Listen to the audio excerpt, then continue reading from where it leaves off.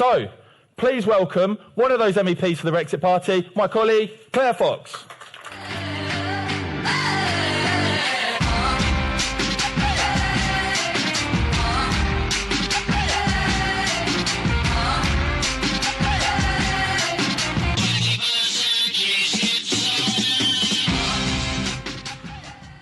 Thanks so much, Michael. Yes, we've definitely tried to cause trouble in Brussels, and we haven't stopped causing trouble now that we're back. Not that we're back permanently, I wish we were.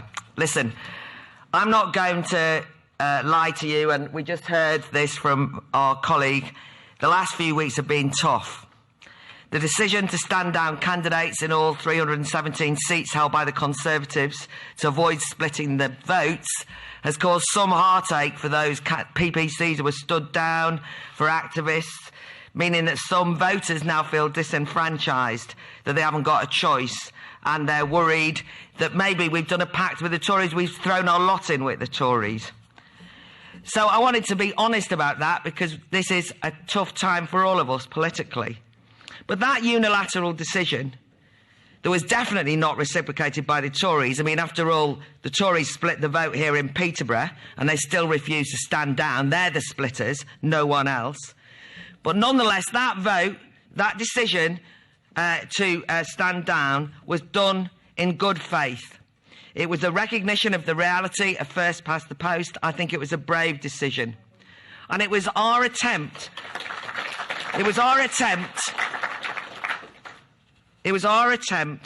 at blocking the concerted attempt by the Remain alliance, informally led by Corbyn's Labour Party, for a second referendum. And that is a real and present danger, and we weren't going to allow that to happen, and we aren't going to allow it. We know the lengths that the establishment will go to derail Brexit. We aren't here to let the Tories off lightly, but we are here to stop Remain winning. We aren't here because we think Boris's treaty or withdrawal agreement delivers what we want, but we are here to ensure that the Remain establishment are thwarted, finished and humiliated in this election. Now, no one likes any blue-on-blue tensions, but our message is that but despite that, it drives me mad when Tories continue to demand that the Brexit Party don't stand at all or carry on standing down people. I want to remind everyone that political parties on all sides, led by the Tories, have failed to protect and defend democracy itself over the last 3.5 years. The Tories themselves have only become Brexity because of the pressure put on them by the Brexit Party. The curtain has been ripped away and the anti-democratic truth revealed that it's not just the European Union who are keen to keep voters at a distance from decision-making. Our own political parties and elites are just the same. So in order to change politics for good, in the long term, some short-term painful decisions have been made. We are where we are. Let's ask where we are. We've heard from some of the PPCs. I cannot tell you, having gone up and down the country, the quality and standard of the PPCs that the Brexit Party are standing in this election. From a vast range of backgrounds, they've come together around a shared goal. What's been amazing is since the stand down is the dignity with which hundreds of the PPCs who've stood down, not all, but hundreds of them, have shown such class and solidarity with their fellow PPCs. They've stood in other seats, or they've been going out canvassing around supporting their fellow Brexit Party candidates in areas next door. There's a real appetite for change, and those PPCs were not career politicians. They were doing it for principle, and they stand by those principles. It's taken courage. I'm actually inspired and humbled by it. Voting Brexit, for all of us, I think, was originally driven by that desire to define our own future, to take back control of our laws, our trade, our borders, our seas, our economy, our tax, all of those things. But we also wanted, and I think this became very clear in the European elections, a more trustworthy political system at home. And this isn't vague principles because it can manifest in tangible changes, like changing the voting system. We know first past the post does not allow representation properly in the House of Commons. We also know of the problems of postal voting, no more so than people here in Peterborough when it's abused.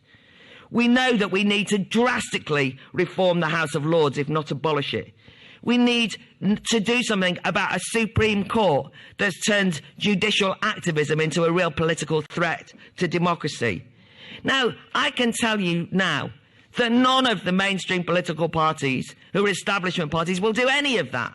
You're going to need something like the Brexit Party with the courage to take on the establishment in that way. I think, therefore, that I've learned something over the last few years about establishment parties. They won't cede control of the levers of power easily. We voted to leave the European Union under the slogan, "Take back control." It resonated with so many of us, certainly with me. But because we did take back control, we actually took back control from them because they, the establishment, didn't want us to vote that way. And that challenged their authority. The problem is they want it back. For the Conservatives, who have embraced Brexit, but God knows at long last, because they were forced to, they now want to own Brexit. They want to control Brexit, and I fear they want to neuter Brexit. They are driven by a desire to save the Conservative Party. They're not driven by a desire to give voters more control. They want to restore the status quo. And let me tell you, any new insurgency parties or new movements that demand voters have more control will not be tolerated by them, which is exactly why we need to stand, exactly why we need to make a stand. They want to destroy us. I'm not going to let them. The Tories' slogan is "Get Brexit Done." And I'll know, if you've been out canvassing, that that appeals to millions of voters because they're furious, absolutely exasperated at the endless delays that were meant to wear down our patience and put us off and hope that we'd go home. But I don't really like that slogan, "Get Brexit Done." And one of the PPCs, the Tories, said yesterday, let's get Brexit done and concentrate on other priorities. Because for them, Brexit's a thing you just get over. Boris has talked about a ready-made meal and a microwave meal. Now, I'm a terrible cook, so I rather like microwave meals. And I don't advocate cordon bleu because I couldn't do it. But there's something about that, let's put it in the microwave, get it done and dusted as quickly as possible, that makes me really suspect that the way they see Brexit is a hurdle so that they can take things back to the same old business as usual. That business as usual is politics done behind the backs of voters, done without us. Leaving the Conservatives to do Brexit as quickly as possible without pressure means writing voters out of the script and thwarts any aspiration for change. And then we've got the Labour Party. Now, they have gone full Remain. They just want to ignore Brexit. Labour's sales pitch is for the many. Corbyn rightly, in my view, and I'll give him this, describes some of the vicious consequences of poverty and austerity meted out by the Tories.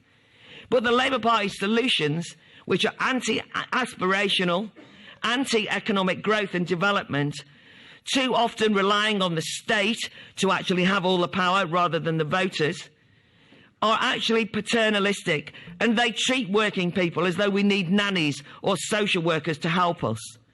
But at their heart, they don't trust ordinary people to take matters into their own hands at all. And Brexit's the example. I don't know if you've actually seen today's advert that Corbyn has put out, where he says, rather convincingly, very earnestly, do you know what the establishment and the wealthy few are really afraid of? You. And he's got a point there. And then he says, they don't want your voice to be heard. They don't want you to have power. But I'd say to Corbyn, what a bloody nerve. The Labour Party now want power to be retained by the Russells establishment. It's they who are ignoring the voices of the many. And they forget that the establishment, the wealthy few, the multinationals and the banks are the very people who backed Remain. They have turned on the electorate, the Labour Party, and they really should be called out for that. Meanwhile, Labour is offering a unique policy, a historical inquiry into Britain's colonies. No doubt this is part of their politically correct identity politics stuff, designed to make everybody feel guilty for being British, and will amount to a lot of woke proposals. But actually, if the Labour Party, I'll save the Labour Party some time, because I'll tell you something about Britain's colonies. If you ask a historian, you'd realise that those colonies fought behind the banners of national sovereignty and self-determination, the very principles which are ignored and sold out by today's Labour, very important principles that have allowed freedom for people around the world. It's also true that they ignore in the present the colonial expansionism of the EU and its disgraceful treatment of even its own member states, who it treats like colonies and second-class citizens, countries like Greece and Italy.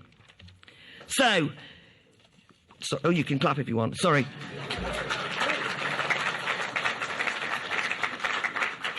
But even those who think that Corbyn's policies might be worth it, despite his betrayal of Brexit and of voters, just to note that the regulatory structures of the EU would block out his plans for nationalisation anyway. And anyone who claims they want major social change, like Corbyn does, but then shows they're too scared and timid of the radical change that Brexit promises, hasn't got the bottle to bring about any domestic changes at all.